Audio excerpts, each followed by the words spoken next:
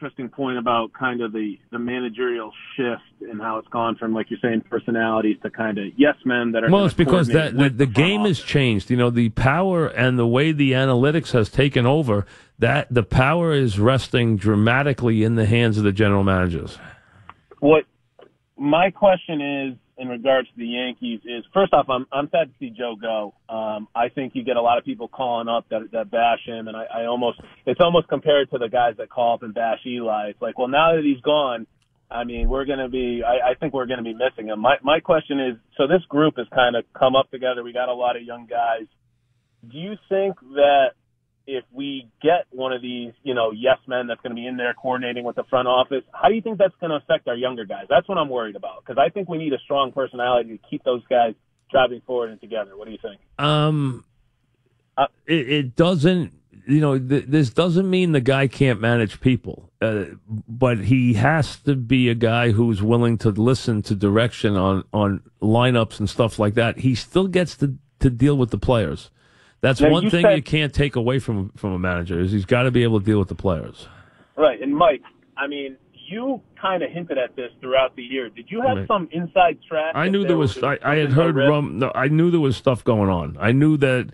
I had heard there was some. I had heard that there was some tension.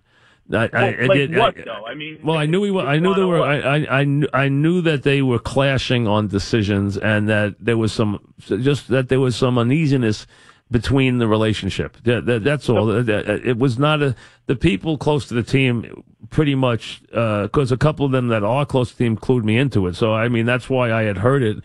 And then Joe kind of, there were two clues that were clear to anyone who saw them, who looked for him. Number one, when he had the issue where he made the mistake in Game 2, the franchise didn't come out and support him at all. No one came out and support him from the franchise, which should have been a telltale sign. And the other thing was when Joe started reminiscing, which he clearly started doing in the Houston series, reminiscing. And, I mean, we had the conversation here. If we replayed it, he talked about standing on top step of the dugout and taking in the crowd and taking in the fans in the building. And to me, I sat there and watched him for 5 minutes that day. And I was sitting right across from him.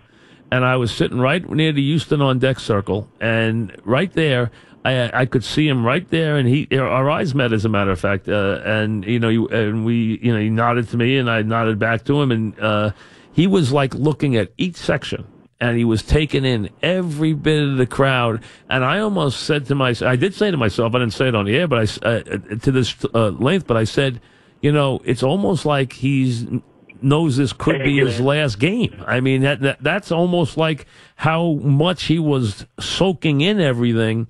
And he admitted that. If you go back and listen to the interview, he admitted he was soaking in the whole thing, because he was on that Friday, and he admitted, he said, "Yeah, I was.